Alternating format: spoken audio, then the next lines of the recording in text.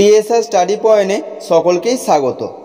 আজকের ভিডিওতে দ্বিতীয় পর্যায়ক্রমিক মূল্যায়ন 2025 সালে সপ্তম শ্রেণীর ইতিহাস বিষয়ের একশের নমুনা প্রশ্নপত্র উত্তর সহ আলোচনা করব।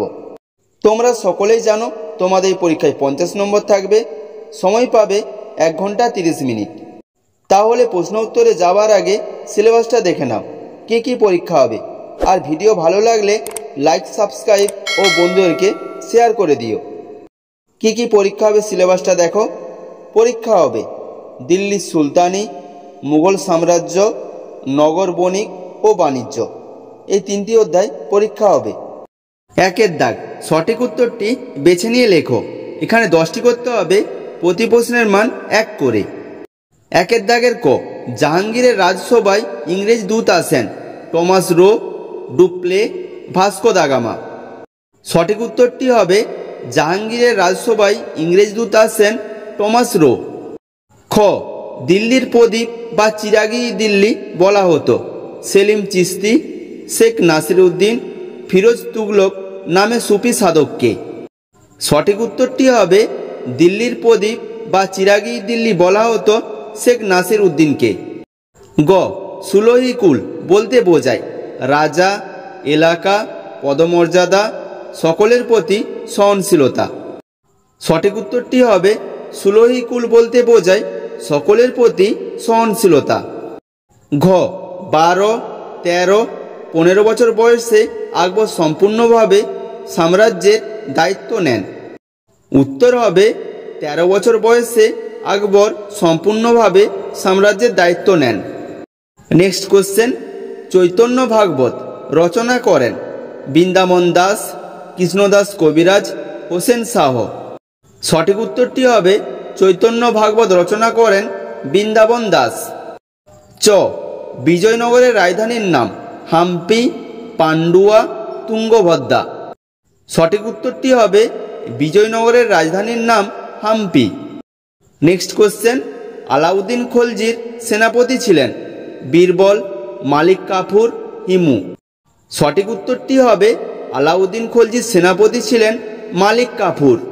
নেক্সট কোশ্চেন, বন্দেগানি চিহলগানি কথার অর্থ 35, 40, 45 জন বান্দা। সঠিক উত্তরটি হবে বন্দেগানি চিহলগানি কথার অর্থ 40 জন বান্দা। নেক্সট কোশ্চেন, দিল্লিতে সুলতানি শাসন 1205, 1206, 1208 খ্রিস্টাব্দে প্রতিষ্ঠিত হয়েছিল। সঠিক উত্তরটি হবে দিল্লিতে সুলতানি শাসন 1206 খ্রিস্টাব্দে প্রতিষ্ঠিত হয়েছিল।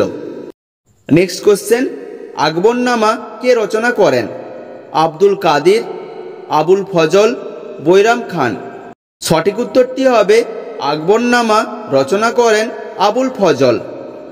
নেক্সট কোশ্চেন, খানুয়ার যুদ্ধকে কে ধর্মযুদ্ধ বলে আখ্যা দেন ইব্রাহিম লোদি, বাবর, আকবর।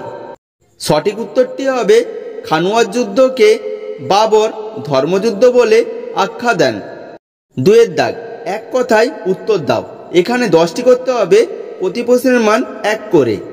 2-এর দাগের ক, কত খ্রিস্টাব্দে সুলতান রাজিয়ার মৃত্যু হয়? উত্তর হবে 1240 খ্রিস্টাব্দে সুলতান রাজিয়ার মৃত্যু হয়। খ, সৈয়দ বংশের প্রতিষ্ঠাতা কে ছিলেন? উত্তর হবে সৈয়দ বংশের প্রতিষ্ঠাতা ছিলেন খিজির খান। গ, ইকতাদার কাদের বলা হতো? উত্তর হবে সুলতানি আমলে ইকতাদার দায়িত্ব পালনকারী সামরিক নেতাকে ইকতাদার বলা হতো। ঘ, সঙ্গম বংশের একজন রাজার নাম লেখো। উত্তর হবে সঙ্গম বংশের একজন রাজার নাম হলো প্রথম হরিহর। নেক্সট কোশ্চেন, সড়কি আজম নির্মাণ করেন কে? উত্তর হবে সড়কি আজম নির্মাণ করেন শেরশাহ। নেক্সট কোশ্চেন, হিমু কে ছিলেন? উত্তর হবে হিমু ছিলেন শেরশাহের আত্মীয় আদিল শাহের প্রধানমন্ত্রী। নেক্সট কোশ্চেন, শাহজাহানের অপর নাম কি ছিল? উত্তর হবে শাহজাহানের অপর নাম ছিল খুররম। নেক্সট কোশ্চেন, 1707 খ্রিস্টাব্দ কি জন্য বিখ্যাত? উত্তর হবে 1707 খ্রিস্টাব্দে অরঙ্গজেবের মৃত্যু ঘটে। নেক্সট কোশ্চেন, প্রাচীন বাংলার একটি নগরের নাম লেখো। উত্তর হবে প্রাচীন বাংলার একটি নগরের নাম হলো পান্ডুয়া। নেক্সট কোশ্চেন, আশরাফি কি? উত্তর হবে মোগল আমলে সোনার মুদ্রা মোহর বা আশরাফি নামে পরিচিত ছিল। নেক্সট কোশ্চেন, দ্বীন-ই ইলাহি কে প্রবর্তন করেন? উত্তর হবে দ্বীন-ই ইলাহি প্রবর্তন করেন আকবর। 3 দাগ, নিচের প্রশ্নগুলির উত্তর দাও। এখানে 4টি করতে হবে, প্রতি প্রশ্নের মান 2 করে। 3 দাগের ক, দ্বীন-ই ইলাহি ধর্ম কে প্রবর্তন করেন? এই ধর্মের মূল আদর্শ কি ছিল? উত্তরটা দেখো, দ্বীন-ই ইলাহি ধর্ম প্রবর্তন করেন মুঘল সম্রাট আকবর। এই ধর্মের মূল আদর্শ ছিল সুলহিকুল, অর্থাৎ সকলের প্রতি সহনশীলতা ও সকলের মধ্যে শান্তিপূর্ণ সহাবস্থান। খ, কবুলিয়ত ও পাট্টা কি? উত্তরটা দেখো, কবুলিয়ত শেরশাহের রাজস্ব ব্যবস্থায় কৃষক জমিতে নিজের সত্ত্বের বিনিময়ে রাজস্ব দেওয়ার কথা কবুল করে রাষ্ট্রকে যে দলিল দিত তা কবুলিয়ত নামে পরিচিত। পাট্টা কৃষকের নাম, জমিতে কৃষকের অধিকার, কত রাজস্ব দিতে হবে প্রভৃতি লিখে শেরশাহ যে দলিল কৃষককে দিতেন তা পাট্টা নামে পরিচিত।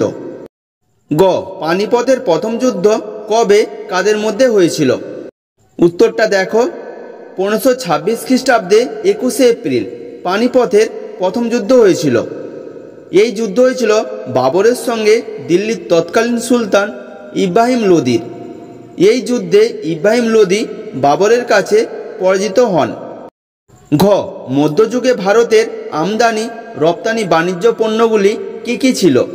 উত্তরটা দেখো, মধ্যযুগে ভারতের আমদানি পণ্য সোনা, রূপো, বিভিন্ন রত্ন, মশলা, ব্রোকেট, রেশম ইত্যাদি।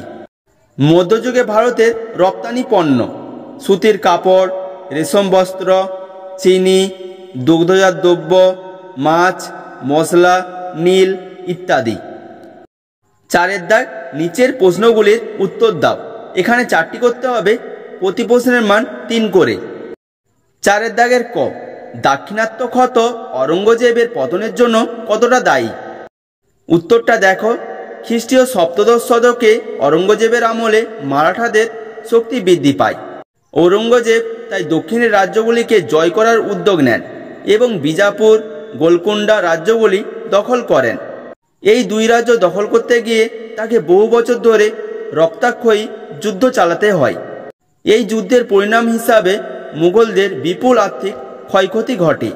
সুদীর্ঘদিন ধরে দাক্ষিণাত্যের লড়াই চালানোর ফলে মুঘল সামরিক শক্তির অবক্ষয় ঘটে। সামরিক শক্তির উপর অনেকাংশেই নির্ভরশীল মুঘল শাসন ব্যবস্থা তাই দুর্বল হয়ে পড়ে, ফলে মুঘল সাম্রাজ্যের পতন শুরু হয়। তাই বলা যায় দাক্ষিণাত্য ক্ষত ঔরঙ্গজেবের পতনের জন্য অনেকখানি দায়ী ছিল। খ, বাংলার 12 ভূঁইয়াদের সম্পর্কে কি জানো? উত্তরটা দেখো, 12 ভূঁইয়া আকবরের পুত্র ও উত্তরসূরি জাহাঙ্গীরের আমলে বাংলার স্থানীয় হিন্দু জমিদার আফগানরা বারবার মুঘলদের বিরুদ্ধে বিদ্রোহ করেছিল। এই বিদ্রোহীদের একসঙ্গে বলা হতো 12 ভূঁইয়া। বিখ্যাত 12 ভূঁইয়ারা, 12 ভূঁইয়াদের মধ্যে প্রতাপাদিত্য, চাঁদ রায়, কেদার রায়, ঈসা খান প্রমুখ বিখ্যাত ছিলেন। এদের মধ্যে প্রতাপাদিত্য ছিল সবচেয়ে শক্তিশালী, তবে ঈসা খানের প্রতিপত্তিও কম ছিল না। জাহাঙ্গীরের প্রচেষ্টা, বাংলার জমিদারদের নিজের পক্ষে আনার চেষ্টা করেন জাহাঙ্গীর। তার আমলে বাংলা ভালোভাবে মুঘল সাম্রাজ্যভুক্ত হয়ে পড়ে। গ, কিভাবে মধ্যযুগের ভারতে শহর গড়ে উঠত? উত্তরটা দেখো, মধ্যযুগের ভারতের বাণিজ্য কেন্দ্র, তীর্থকেন্দ্র, শিল্পকেন্দ্র ও প্রশাসনিক কেন্দ্র হিসাবে ধীরে ধীরে বিভিন্ন নগর গড়ে উঠতে থাকে। যেমন 1, বাণিজ্য কেন্দ্র হিসাবে সুরাট, বুরহানপুর। 2, তীর্থকেন্দ্র হিসাবে আজমের, কাশী। 3, শিল্পকেন্দ্র হিসাবে আহমেদাবাদ, ঢাকা। 4, প্রশাসনিক কেন্দ্র বা রাজধানী হিসাবে দিল্লি, আগ্রা, ফতেহপুর সিকরি ইত্যাদি নগর বা শহর গড়ে ওঠে। ঘ, সিংহাসনে আরোহণের সময় ইলতুৎমিশ উদ্ভূত সমস্যাগুলি কিভাবে সমাধান করেন? উত্তরটা দেখো, সিংহাসনে বসার সময় ইলতুৎমিশ মূলত 3টি সমস্যার মুখোমুখি হন এবং সেইগুলির সমাধান করেন। 1. উত্তরাধিকার বিষয়ক সমস্যা সমাধানের জন্য তিনি একটি বংশগত শাসনের ধারণা তৈরি করেন। 2. আমিরদের বিদ্রোহ সংক্রান্ত সমস্যার সমাধানের জন্য তিনি খলিফার অনুমোদন আদায় করেন ও যুদ্ধ করে বিদ্রোহীদের দমন করেন। 3. বৈদেশিক সমস্যা সমাধানের জন্য তিনি সুকৌশলে মুঘলদের সঙ্গে যুদ্ধের সম্ভাবনা এড়িয়ে যান। 5 দাগ, নিচের প্রশ্নগুলির উত্তর দাও। এখানে 2টি করতে হবে, প্রতি প্রশ্নের মান 5 করে। 5 দাগের ক, আলাউদ্দিন খলজির অর্থনৈতিক সংস্কারগুলি আলোচনা করো। খ, শেরশাহের শাসন ব্যবস্থায় কি কি মানবিক চিন্তার পরিচয় তুমি পেয়েছ তা লেখো। গ, দাক্ষিণাত্য অভিযানের ক্ষত মুঘল শাসনের অবসানের উপর কি প্রভাব ফেলেছিল। এই প্রশ্নগুলি খুবই গুরুত্বপূর্ণ, তোমাদের পাঠ্য বই থেকে পেয়ে যাবে। যদি কোনো সমস্যা থাকে তাহলে কমেন্ট করে জানিও।